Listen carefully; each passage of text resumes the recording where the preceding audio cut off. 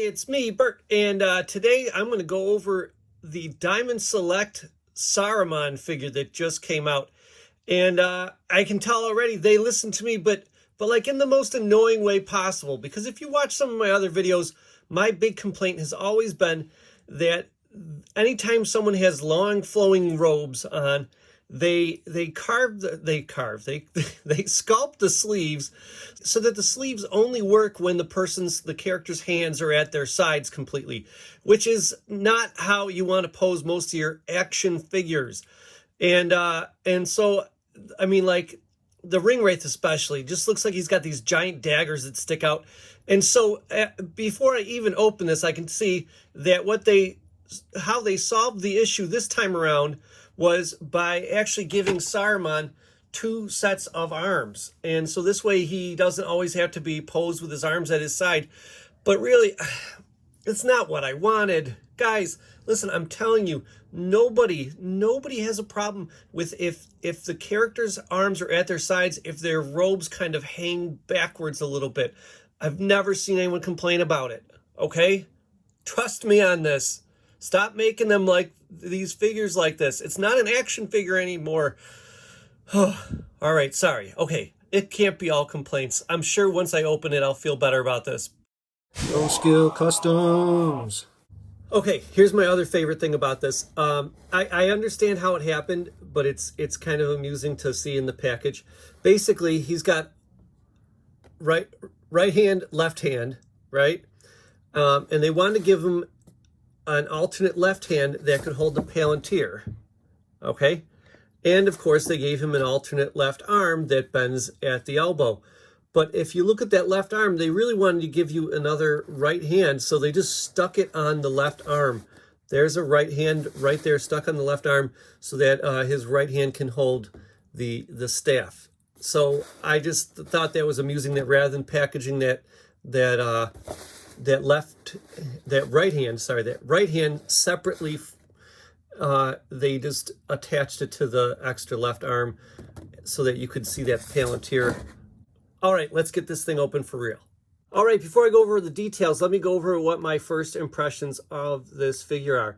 Okay, so the first thing that I thought actually was a little surprising was that the Palantir is actually a separate piece. I thought it was like attached to the hand permanently, you know, which I'd have been okay with because it was an alternate hand. If it was just the only hand he came with, that would have been a problem. And then the other thing that was surprising is that this thing is actually translucent. It looks like it's just solid black plastic, but it's I mean, it's like an amber color. And I don't know, were they trying to go for Eye of Sauron in there or something? Like if you light it up, or is it just a defect, or is that meant to somehow make it rest on one side? I don't know. But there's definitely a bubble in there. I'm trying to see if I can get it to... Whoa, that looks creepy. It looks like an eye, but not the Eye of Sauron. Okay, so anyways, that was the big surprise for me. I wasn't expecting that. And also, the other thing I was not expecting is that where these arms are, I thought maybe there was like a swivel joint there, but actually there is kind of like a barbell joint. So it's a ball with a rod attached to it on that side, and then another ball attached to it on this side. Not like you can do much with it. I mean, I guess you can kind of angle it this way and that. I don't know. I really don't know what the ultimate point of that was. I guess just to give you a little bit of motion to this figure. Okay. But my first impression overall is that it looks way too much like Gandalf the White, personally. Okay, there it is. I said it. All right.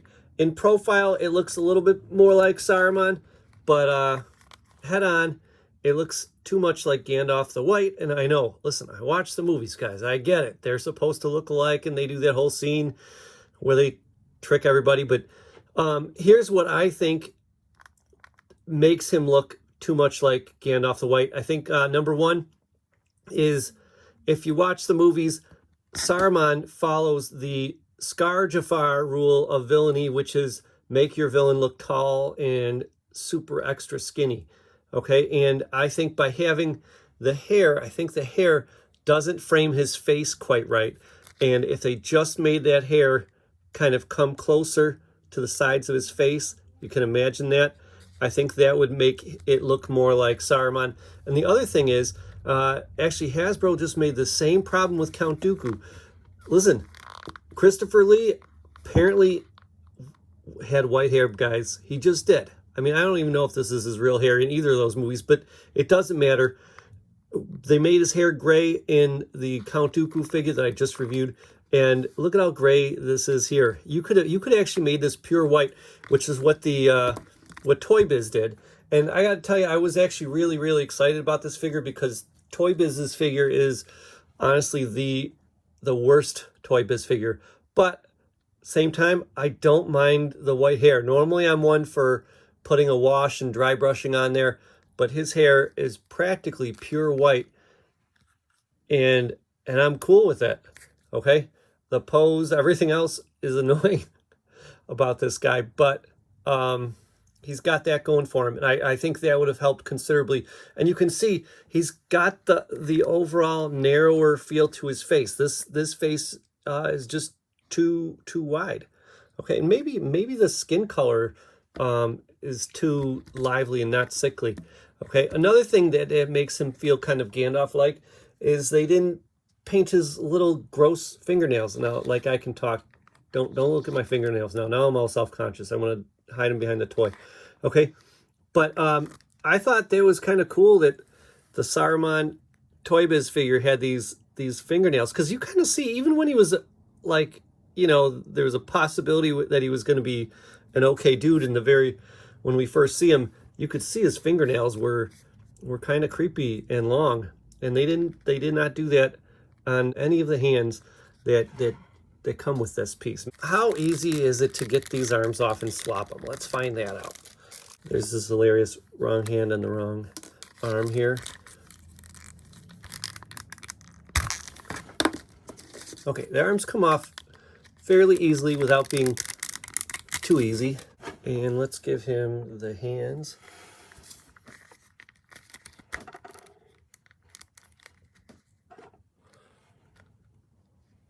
All right, and that really rests nicely in his hand. I'd probably use sticky tack though, because I mean, it is just set there. Okay, one bump of your display table and it's gone. All right, and then we're gonna put that extra hand that they gave us on so that he can hold his staff here. Now this extra hand, that is no good. That just comes in and out of there like nothing. And there's nothing holding it in. I had a moment there when I thought he looked a lot like Saruman, but that moment's gone. He looks Gandalf-y. There he is with the alternate arms and the alternate hands that he comes with. This hand, well, actually all the hands go in and out way too easily. This one's got a little bit more holding it in there than the other one. But man. All right, so there you go. So his arms do, in fact, move at the shoulders. Even these alternate ones. Oh, there goes that. There goes the Palantir. And the hand came off with his staff. Yeah, that might need. Personally, I might just put a little dab of hot glue in there. A little stickier. And this is kind of annoying. You know how like every action figure since the dawn of time that's had a painted face rather than a face that was molded in the color that the face is supposed to be, has a chip on his nose. Well, mine came with a chip on his nose, so that's pretty obnoxious right there.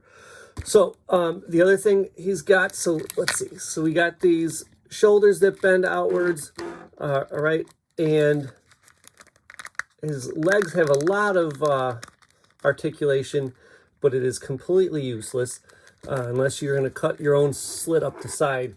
Okay, even the Toy Biz one had the slit up the side, so you could move the legs a little bit and get some posability in there. I mean, that is why they use the flexible, rubbery plastic for their clothes, right? So, anyways, leg articulation mostly useless.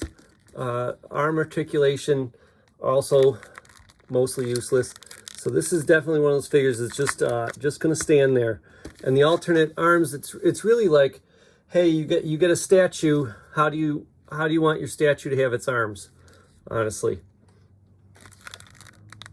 I don't know. I'm a little disappointed with this figure.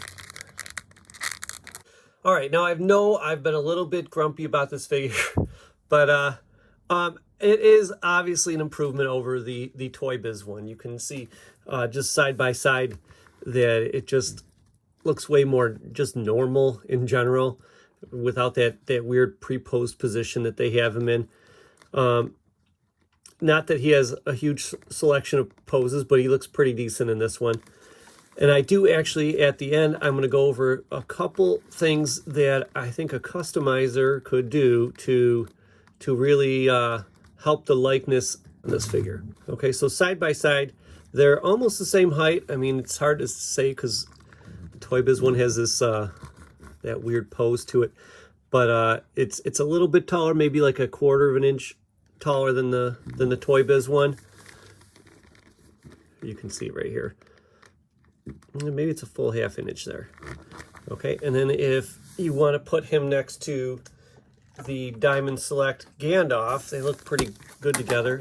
Oh, I just found that hat too and I dropped it. Okay, up against Gandalf the Gray, he looks way more Saruman like. So it's, you know, just a little contrast helps a bit. Okay, it doesn't look like Gandalf standing next to himself so much like I actually expected it might. And I mean, there's some crazy detail on here. If you look, I mean, the texture is just fantastic. And it's on the inside of his robes too, because if you look at some of the reference images, he's got texture inside the sleeves at least. Okay. Now you might look at these and think, hey, why didn't they paint those little buckle things on there? But because Toy Biz did. If you look at the Toy Biz one, Toy Biz made them silver. But looking at reference photos, they should actually really match this pretty well. Maybe I would have done a little, or maybe I will do a little bit of a wash around them, just give them a little darkness underneath. But that was actually pretty accurate.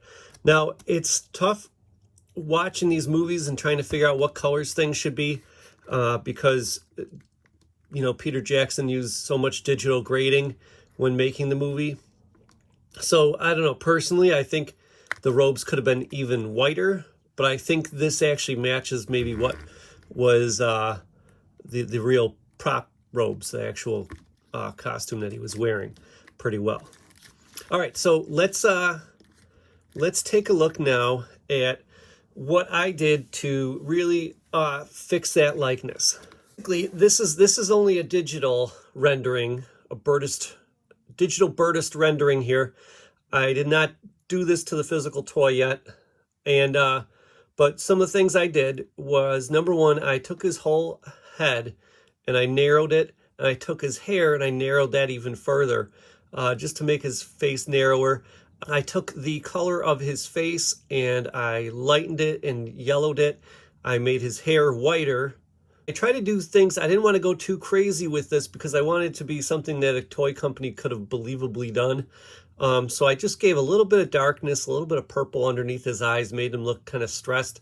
And I eliminated his upper lip. They sculpted his upper lip, and I kind of feel like the mustache should be covering that entirely. I also worked at changing his overall silhouette, because I think when you look at him, it's almost like a letter V or like a triangle, and the shoulders should kind of slope in the same direction as hair, and his hair should slope a little bit more than it does. Almost a little bit less flat here and a little bit more almost to a point, and the hair should come forward a bit more than it does. So those are the things that I did to fix this. And I think my digital rendering here looks pretty great.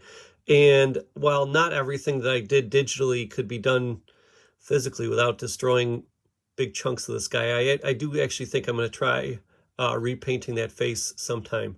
But I got to tell you, I do have a lot of stuff ahead of it.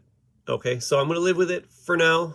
But I do think down the line, he is going to get some resculpting and definitely some repainting. So I hope you guys like this review. If you do, you know what to do. You like and subscribe. Okay, don't just leave me hanging. All right. And I got a review of Sam coming up in the next couple weeks. Samwise Gamgee. So you can check that out. And right now, if you're a big Christopher Lee fan, check out my Count Dooku Vintage Collection figure review if you haven't already. I'll see you next time. This is Ben Burt.